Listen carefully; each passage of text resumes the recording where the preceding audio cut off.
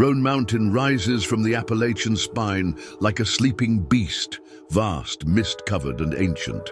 Straddling the Tennessee-North Carolina border, its high bolds and dense spruce forests make it one of the most mysterious stretches of the southern Appalachians. For centuries, locals have whispered about something that lives in those woods. They call her the Witch of Roan Mountain. The earliest recorded stories date back to the 1800s, when homesteaders spoke of strange women seen wandering the ridges, tall, pale, with black eyes and tattered dresses, whispering in languages no one could recognize. Livestock went missing. Children claimed to see a woman standing at the edge of the woods, motionless, staring until they blinked, and she was gone. But the stories never fully stopped. They just changed. In the 1980s, hikers began reporting odd sights and sounds on the Appalachian Trail, where it winds across Roan Mountain. Campers woke to stones stacked outside their tents, animal bones arranged in spirals, feathers woven into the roots of trees. One of the most terrifying accounts came from 2018, when a man named Aaron Wells set out alone for a weekend of solo hiking. He was experienced, confident, and he knew the mountain well. But this time, something felt off. The first night he heard chanting, faint and rhythmic, carried on the wind. He thought it might be a group of campers, but the voices didn't move, they didn't fade, and they weren't speaking English. That night, his firewood was scattered from his camp while he slept. A ring of small bones had been placed at the edge of his tent. He packed up early the next morning, trying to laugh it off. But by mid-afternoon, he realized something was wrong. The trail markers were gone. Every turn seemed to lead him deeper into a thick, mossy grove, where sunlight barely touched the ground. That's when he saw her, standing in a clearing maybe 40 feet ahead, a tall, pale woman, unmoving. Her dress was filthy, ragged at the hem, but her posture was rigid.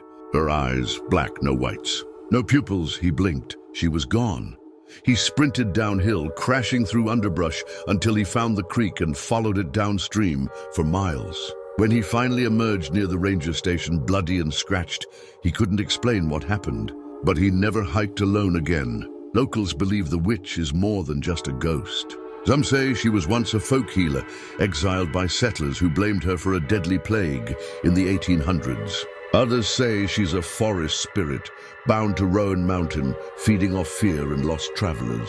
There are even stories of people going missing up there, hikers who vanished without a trace or were found days later, barefoot, confused and speaking in tongues. One ranger who asked not to be named claimed to find a crude hut made of branches, filled with strange objects, dolls made of bird skulls, twisted ropes of human hair, a cracked mirror suspended from a tree by teeth.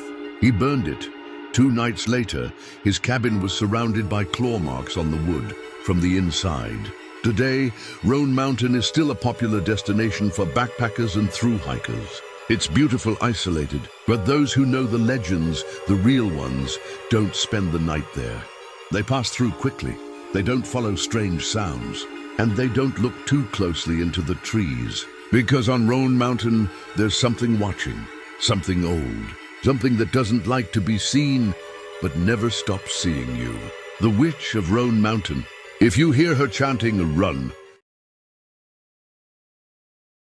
It was Christmas Eve, 1945, in the quiet Appalachian town of Fayetteville, West Virginia. The Sauter family, George and Jenny and their 10 children, were preparing for the holiday in their 2-story wooden home at the edge of town. At around 10 p.m., the younger children begged to stay up late and play with toys. Jenny allowed it, kissed them goodnight, and went to bed. George and 2 of the older sons had already turned in. 5 of the children, Maurice, Martha, Louis, Jenny, and Betty, ranging in age from 5 to 14, stayed up. At 1 a.m., Jenny was jolted awake by a strange phone call. A woman's voice, unfamiliar, giggling, asked for someone Jenny didn't know. Behind the laughter, she heard clinking glasses and what sounded like a party. When Jenny told the caller she had the wrong number, the woman laughed again, and the line went dead. As Jenny returned to bed, she noticed something odd. The lights were still on, and the curtains open, things the children usually took care of. She assumed they had simply forgotten and went back to sleep. Moments later came the smell of smoke. By 1:30 a.m., the house was fully engulfed in flames. George and Jenny escaped with 4 of their children, but 5 were trapped inside, the same children who had stayed up late. George tried to go back in, but the staircase was already in flames. He broke a window, slicing open his arm, and tried to reach the upstairs rooms, but the heat and smoke were too intense. He ran for the ladder he kept by the house. It was gone. He tried to start his trucks to drive them closer. Neither would turn over, even though both had worked earlier that day. Jenny tried calling the fire department. The operator didn't respond. A neighbor tried. The call failed. Another drove into town to find help. It took 7 hours before the fire department arrived. By the time they did, the house was a smoldering ruin. But here's where the story gets strange. Investigators combed the ashes and found no bones, no teeth, no human remains of any kind. Authorities insisted the children had perished in the fire. Yet experts agreed that bones should have survived, especially from 5 bodies. Jenny conducted her own experiment, burning animal bones in the oven to see if they'd turn to ash. They didn't. A state death certificate was issued, but the Sodders didn't believe it. They became convinced their children hadn't died, but had been kidnapped. And when they started asking questions, the chilling details began to surface. A few months before the fire, a man had come to the house looking for work. He commented that the family's fuse box would cause a fire someday, despite it having been inspected and cleared. Another visitor, a life insurance salesman, grew angry when George refused to buy a policy. He warned him, "Your house is going to go up in smoke, and your children are going to be destroyed."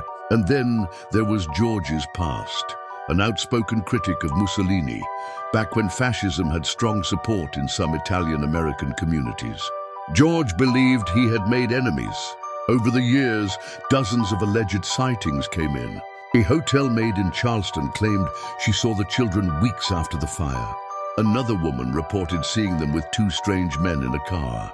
A private investigator traced a rumor to Florida, but disappeared without a trace himself. Then, in 1967, 22 years after the fire, Jenny received an envelope in the mail, no return address. Inside was a photo of a young man, around 30, who resembled her son Louis. On the back, written in strange, blocky handwriting, Louis Sodder, "I love brother Frankie, ye lil boys." A 90132 or 35, the Sodders hired another private investigator. He took the photo and was never heard from again. The case remains unsolved. George and Jenny Sodder spent the rest of their lives searching for the truth. They even built a billboard on Route 16 with the children's photos and details, offering a reward. The sign stood for decades, a silent accusation in the mountains. 5 children, no remains, no answers, only whispers, and one of the most chilling mysteries the Appalachians have ever known. In the shadow of the Appalachian Range, nestled in western North Carolina, sits a long, dark ridge called Brown Mountain. And for centuries, something strange has floated above it.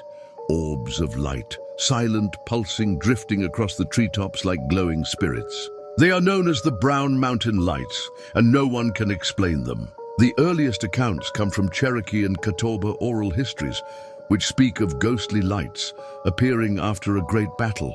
The lights were said to be the spirits of women, wandering with torches, searching for their fallen warriors on the mountain. In 1771, German settlers documented them in journals, describing balls of fire that danced through the trees and hovered above the cliffs. During the Civil War, Confederate scouts saw the lights and reported them as enemy signals, only to discover no soldiers nearby. But not all sightings were harmless. In 1913, a man named Ralph Layell, a local shopkeeper and amateur explorer, claimed he spent the night on Brown Mountain after seeing the lights. He brought back photos and samples of scorched rock, claiming the lights got close and that the ground hissed and burned wherever they passed. His images were dismissed, but Ralph swore until his death that the lights were intelligent, that they weren't just a phenomenon, but something alive. Modern-day hikers still report the same thing: flickering white or orange orbs, rising from the forest, hovering in the air, then blinking out. The lights appear without warning and make no sound. Some claim they follow people. Others say they vanish if you try to get close. One particularly chilling encounter occurred in 2002, when two campers from Asheville were hiking the trail near Wiseman's View, a popular Brown Mountain overlook. Around 2 a.m., they saw a glowing orb hovering over the ridge, but then it moved. The light descended slowly, then darted left, then right, then stopped directly in front of their camp, hovering about 30 feet in the air. The air grew cold, completely still. Then the light shot upward like a bullet and disappeared into the clouds without a sound. When they got home, their phones were dead. The digital watch one of them wore had stopped exactly at 2:13 a.m. The photos they took were all corrupted. Over the years, scientists and skeptics have tried to explain the phenomenon. Swamp gas, headlights reflecting off fog, even underground quartz reacting to seismic activity. But none of those theories explain the consistency or the intelligence that some witnesses report. In 2011, a group of Appalachian State University researchers set up high-speed cameras and thermal imaging at multiple vantage points. They recorded the lights, but couldn't explain what they were.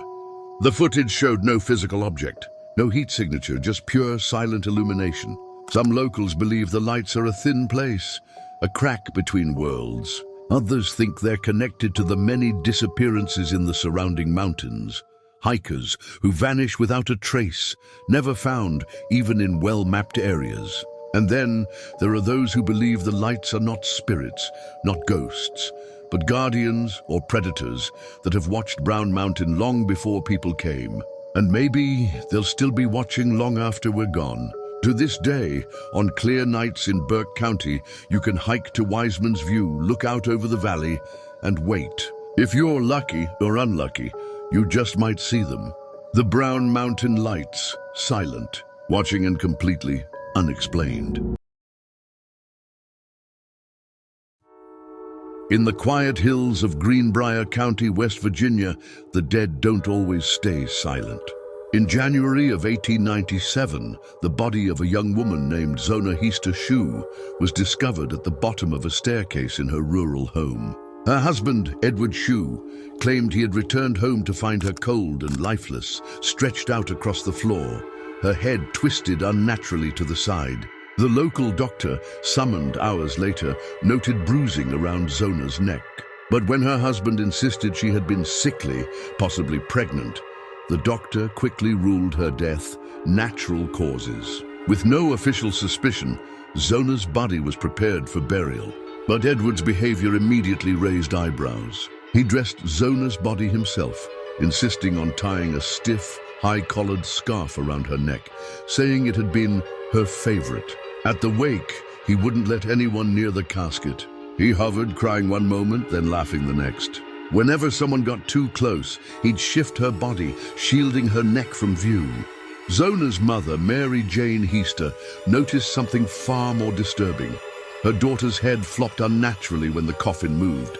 She had a mother's intuition, and she didn't believe the death was natural. After the funeral, Mary Jane began praying for answers.